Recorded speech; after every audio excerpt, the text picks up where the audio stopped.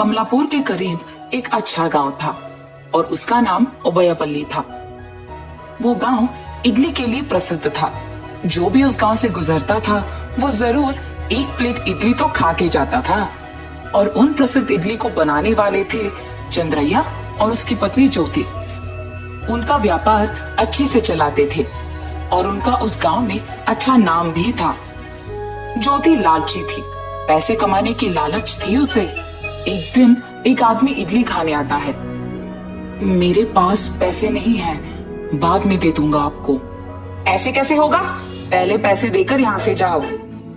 ठीक है, आप चले जाइए, अगली बार जब इस तरफ आएंगे तो दीजिएगा। आप अगर ऐसे ही करेंगे तो आखिर में कुछ नहीं बचेगा। ऐसे गुस्से में कहकर उसका काम करते रहती है। चंद्रैया का एक आदत था, अगर रास्ते में उसको कोई भूखा दिखा या कोई बूढ़े दिखे तो वो मुफ्त में उनको इडली खिलाता था। चंद्रैया और ज्योति रोज आए हुए पैसों को बचाते थे। एक रात वो ऐसे बात करते हैं, देखिए ये पैसे हमारे मेहनत के हैं, अगर आप इसे ऐसे ही दान करते रहेंगे तो आखिर में हमारे लिए कुछ नहीं बचेगा। हमारे पास अपने पेट भरने के लिए पैसे तो है ना, और बाकी के बचा भी रहे हैं, तो किस चीज की चिंता है तुम्हें? दिन अच्छे नहीं है जी, न जाने आगे कौन से कष्ट उठाने पड़ेंगे। ज्यादा मत सोचो, सो जाओ। सुबह होते ही दोनों उनके अपने अपने काम में व्यस्त हो जाते हैं, इडली बनाना और आए हुए पैसों को बचाना। दिन उनके ऐसे ही बीत रहे थे जब अचानक एक रात को चंद्रैया के घर में चोर उनके सारे पैसे चोरी कर लेता है। ज्योति सुबह उठती है, वो जरूरत होने के कारण पैसों के पास जाती है, मगर वहां सब कुछ खाली रहता है। बस उसे समझ आता है कि किसी ने सब कुछ चोरी कर लिया। दुखी होकर वो अपने पति के पास जाती है। देखिए ना, हमारी मेहनत के पैसे पूरा चुराए गए। तुम निराश मत हो ज्योति, कोई नहीं, हम फिर से मेहनत करके पैसों को बचाएंगे। आप नहीं सुधरेंगे, ऐसे गुस्से में कहके वहां से चली जाती है। सुबह होते ही वो उनके काम में लग जाते हैं, लेकिन ज्योति उसी बात को लेकर निराश होती है और काम करती है। उस दिन कोई भी उनके दुकान नहीं आते हैं, सिर्फ एक बूढ़ी और भूखी औरत आती है जिसको चंद्रैया खाना देकर बेचता है। हमारा अब तक बोनी भी नहीं हुआ है और आपने इस औरत को मुफ्त में खाना दे दिया। इसी कारण मैं कह रही हूँ कि हमारे लिए अंत में कुछ नहीं बचेगा। और तो और अब हमारे पास तो पैसे भी नहीं हैं। ऐसे बात कर ही रही थी कि ग्राहक आना शुरू हो गए और ज्योति सबको इडली देना शुरू करती है। कुछ समय बाद एक बूढ़ा आदमी बैलगाड़ी में चावल की बोरियां लेकर उसी तरफ से जा रहा था। वहां की इडली खाने उनके दुकान जाता है। मुझे इडली चाहिए, प्लेट 10 का है। मेरे पास अभी पैसे नहीं हैं, अगली बार जब इस तरफ आऊंगा तो पक्का दे दूंगा। अब मुझे बहुत भूख लग रही है। पैसे नहीं है तो इडली नहीं मिलेगा। ज्योति, ये कैसा बर्ताव है? बड़ों से क्या ऐसे ही बात किया जाता है? आप बैठिए, मैं इडली लेके आता हूँ। ठीक है बेटा। इडली को प्लेट में रख के उस आदमी को देता है। दादा, आप बुरा मत मानिए, उसे ठीक से बात करना नहीं आता है। इतने में वो पूरा इडली खत्म कर देता है। कोई बात नहीं बेटा, तुम्हारे बारे में मैंने सुना है। तुम्हारी अच्छाई देख मैं तुम्हें एक तोहफा देना चाहता हूँ। देने के लिए मेरे पास ज्यादा कुछ नहीं होने के कारण मैं तुम्हें ये चावल का एक बोरी दे रहा हूँ। मुश्किलों में इसका इस्तेमाल करना। ये कह के वो आदमी चले जाता है। देखिए, आप ऐसे मुफ्त में सबको खाना दे देंगे तो कुछ नहीं बचेगा। हमारे कष्टों को जानकर भी आपका ऐसा करना मुझे बिल्कुल अच्छा नहीं लग रहा। देखो उस बूढ़े आदमी ने हमें क्या दिया, एक चावल की बोरी, और वो भी मुफ्त में। अगर हम अच्छे हैं तो सभी हमारा अच्छा ही चाहेंगे। ज्योति उस बोरी को देख बहुत खुश होती है। कुछ दिन बाद बारिश का मौसम आता है और इसी कारण उनका व्यापार अच्छा नहीं चलता है। उन्हें नहीं समझ आता है कि क्या करें और इसीलिए घर पे बैठते हैं।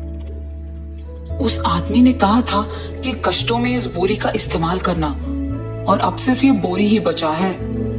इडली खाने के लिए चावल को आटा बना के इडली डालते हैं। लेकिन इडली की जगह सोने को देख दोनों आश्चर्यचकित हो जाते हैं। उन्हें वो सब जादुई लगता है। देखा ज्योति तुमने, इस चावल को उस दिन वो बूढ़े आदमी ने दिया है और तुम बुरा मान गई कि मैंने उन्हें मुफ्त में इडली दिया है। हाँ जी, हम जब एक बार किसी की मदद करते हैं तो वो किसी न किसी रूप में हमारे पास लौटकर आ ही जाता है। उस बूढ़े आदमी के रूप में भगवान आए थे हमारे पास। उन्हें तो मैंने बाद में या उससे पहले कभी नहीं देखा। उसके बाद चंद्रैया अमीर बन जाता है। उसके बावजूद पति पत्नी दोनों इडली डालते हुए, जरूरतमंदों की मदद करते हुए, भूखों को इडली मुफ्त में देते हुए खुश रहते हैं। हमारी सहायता और अच्छाई कोई न कोई रूप में हमारे पास वापस आ ही जाता है। एक लंबे समय पहले एक छोटी सी गांव में मोहन, कमला नामक एक पति पत्नी रहते थे। उनका एक बेटा था जिसका नाम नवनीत था। मोहन कृषि करके आए हुए पैसों से घर चलाता था।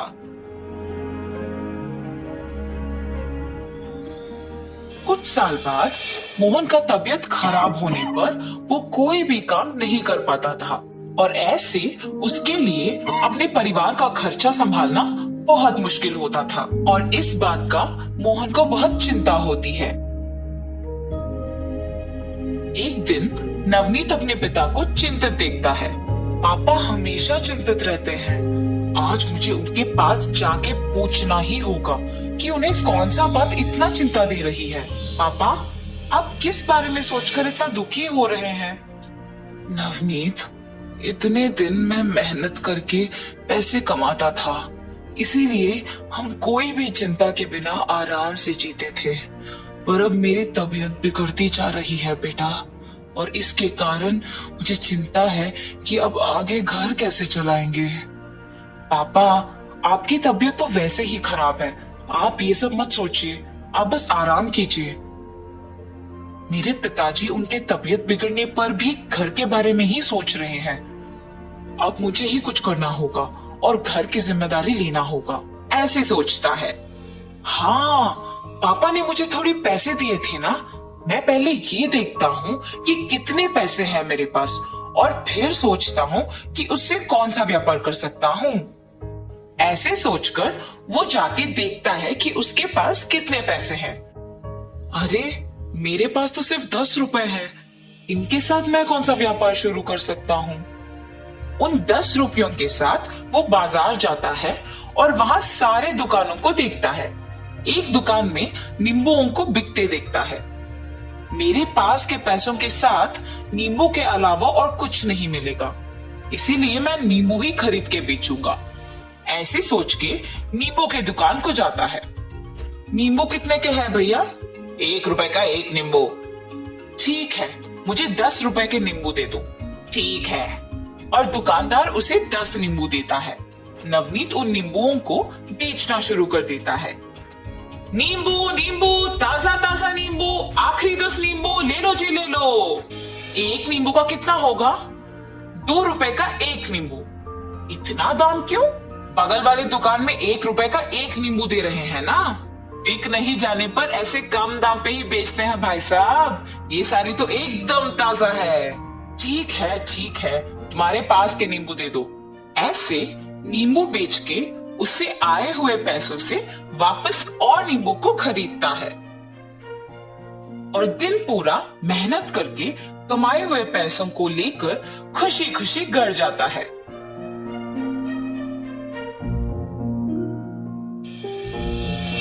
पापा, आप अब से घर की जिम्मेदारी का चिंता ना ले, और उन्हें सब कुछ कहता है।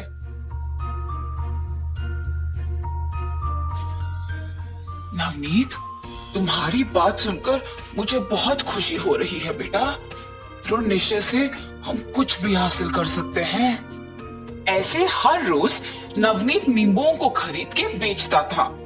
कुछ दिन बाद कम लोग उसके पास नींबू खरीदने लगे, जिसकी वजह से उसके पास नींबू बचने लगे और इसीलिए वो दुकानदार के पास कम नींबू खरीदता था, ताकि बचे हुए नींबुओं के साथ उन्हें अगले दिन बेच सके। एक दिन ऐसे ही नींबू खरीदने जाता है।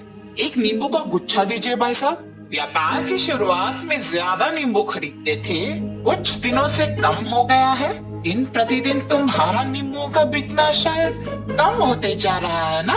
कम से कम कुछ दिनों तक चला पाओगे ना? नवनीत बिना कुछ बोले वहां से चला जाता है। उन्होंने ये पूछा कि क्या मैं कम से कम कुछ दिन व्यापार चला पाऊंगा? मुझे अब उन्हीं के पास से नींबू खरीद के उनके सामने ही व्यापार को आगे बढ़ाना होगा। और ऐसे सोचकर अपने नींबू बेचता है।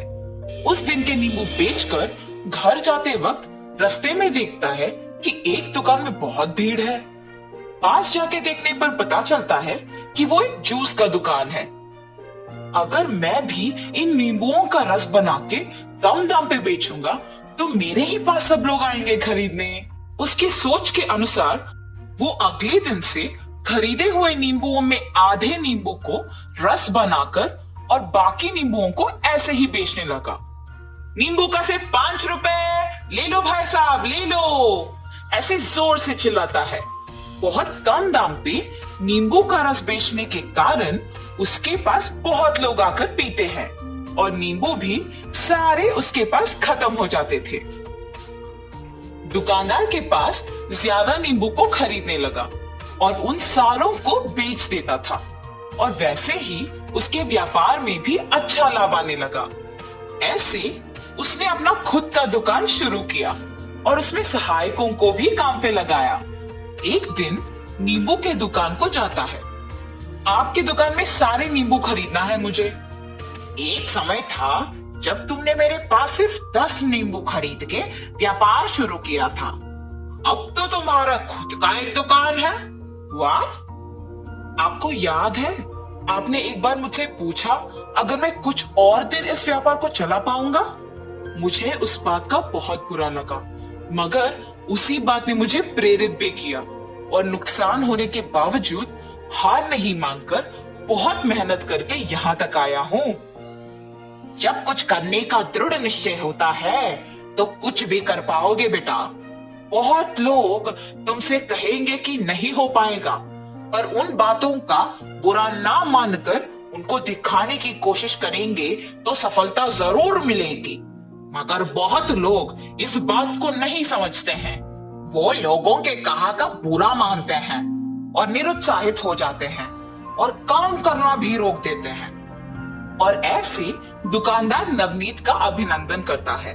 नवनीत की सोच के अनुसार व्यापार के अच्छा चलने पर अपने माँ बाप का बहुत अच्छा ख्याल रखता है। तो इस कहानी का नैतिक क्या है बच्चों? दूसरों के कहे बातों का बुरा ना मानकर अगर दृढ़ निश्चय से फैसला लेकर मेहनत करोगे तो हर हाल में सफलता मिलेगी।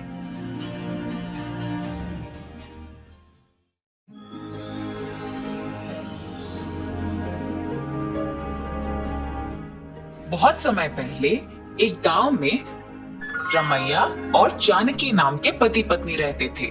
उनके 2 बेटे थे, महेंद्र और महावीर। पिताजी महेंद्र को बहुत पसंद करते थे और उनकी माँ महावीर को बहुत पसंद करती थी। महेंद्र बहुत ही मासूम था, पर महावीर बहुत स्वार्थी था। वो सोचता था कि वो अपने भाई से ज्यादा होशियार है। रमैया खेती करके अपने परिवार का देखभाल करता था। एक दिन रमैया अपने दोनों बच्चों के लिए नए कपड़े खरीद के लाता है। पहले अपने पसंदीदा बड़े बेटे को कपड़े देता है और फिर अपने छोटे बेटे को कपड़े देता है। पर महावीर को अपने बड़े भैया के कपड़े अच्छे लगते हैं। पिताजी, मुझे भैया को दिए हुए कपड़े अच्छे लगे, मुझे वही चाहिए। महेंद्र को अपने छोटे भैया से बहुत प्यार था, इसीलिए वो अपने कपड़े उसको देने का सोचता है। पिताजी, महावीर को मेरे कपड़े अच्छे लगे तो उसी को लेने दीजिए, मैं उसके कपड़े ले लूंगा। महावीर के पसंदीदा कपड़े मिलने पर वो खुश हुआ। ऐसे ही कुछ सालों में महेंद्र और महावीर दोनों बड़े हो जाते हैं और रमैया को दृष्टि की समस्या आ जाती है, जिसकी वजह से काम नहीं कर पाता था और घर पे ही रहता था। मेरी पत्नी को हमारा छोटा बेटा बहुत पसंद है, तो मेरे जाने के बाद वो मेरे नाम की सारी संपत्ति उसके नाम कर देगी। इससे पहले मुझे ही संपत्ति सारा उन दोनों के बीच में बंटवारा करना होगा। महेंद्रा, महावीर, जी पिताजी, मैं आज मेरे संपत्ति को तुम दोनों के नाम करना चाहता हूँ। जाओ, जाके संपत्ति के कागज लेके आओ। मेरे बड़े भैया को मुझ पे पूरा भरोसा है। कुछ भी करके सारा संपत्ति मुझे अपने नाम करवाना होगा। भैया, आपको कैसी है क्षमा? आप वही पिताजी के पास रहिए, मैं लेके आता हूँ कागज। ठीक है, जो तेरी मर्जी। महावीर अपनी स्वार्थी बुद्धि से अपने भैया के साथ प्यार भरी बातें करके चालाकी से सारी संपत्ति अपने नाम करवा के लेके जाता है। पिताजी, आपकी इच्छा के अनुसार मैंने आपके संपत्ति को बराबरी से हम दोनों में बंटवाया है। ये महावीर तो मतलबी इंसान है। प्यार का नाटक करके सारी संपत्ति उसके नाम करवा लिया होगा, पर ये महेंद्र को अपने भाई पे पूरा भरोसा है। महेंद्रा, जरा अपने भाई के लाए हुए कागजों पे जो लिखा है वो पढ़ के सुनाना बेटा। पिताजी, जैसे आपने चाहा महावीर ने वैसे ही किया। अब वापस पढ़ के सुनाने की क्या जरूरत है? मुझे अपने भाई पे पूरा भरोसा है। ठीक है बेटा, तुम्हारी मर्जी। ऐसे कह के रमैया संपत्ति के कागजों पे बिना कुछ सोचे अपना हस्ताक्षर कर देता है। महावीर बड़े खुशी से कागजों को ले लेता है। हा हा हा, अब इस पूरी संपत्ति का मालिक मैं हूँ। क्या कह रहे हो तुम महावीर? भैया, मुझ पे पूरा विश्वास करके सारी संपत्ति के कागजों पे पिताजी के कहने पर भी बिना पढ़े उनके हस्ताक्षर करवा के सारी संपत्ति मेरे नाम करवा दिया आपने। मुझे यकीन नहीं हो रहा है कि संपत्ति के लिए तुम ऐसे धोखा दोगे। रमैया को अपने दोनों बेटों की बातें सुनकर बहुत बुरा लगता है। बुरा मत मानिए पिताजी, मुझे तुम दोनों संपत्ति से बहुत बढ़कर हो। महावीर संपत्ति के कागज लेके अपने माँ को बिन बताए वहां से चला जाता है। बड़े प्यार और लाड़ से बड़ा किया था उसको मैंने, और मुझे एक भी बात ना बता के वो संपत्ति लेके चला गया यहाँ से। ऐसे सोचकर जानकी अपने आप में बहुत दुखी थी। संपत्ति के ना होने पे महेंद्रा अकेले मेहनत करके पैसे कमा के अपने माता पिता की देखभाल करते खुश रहता था। महावीर अपने पिताजी के दिए हुए संपत्ति से व्यापार शुरू करके उस संपत्ति को दुगना करने की सोच में पड़ जाता है। ज्यादा पैसे कमाने के लिए कौन सा व्यापार शुरू करना चाहिए, इस सोच में पड़ जाता है। हाँ ठीक, चावल व्यापार शुरू करूंगा मैं। चावल की जरूरत तो सबको है। ये सोचकर वो चावल की थैलियों को खरीदने जाता है। एक चावल के थैली कितने का है? इस चावल का थैली का दाम आने वाले साल में 2 गुना बढ़ जाएगा, लेकिन कम तो नहीं होगा। अगर इसके पास मैं सारे चावल के थैली खरीद के अगले साल बेचूंगा तो मेरा संपत्ति दुगना हो जाएगा।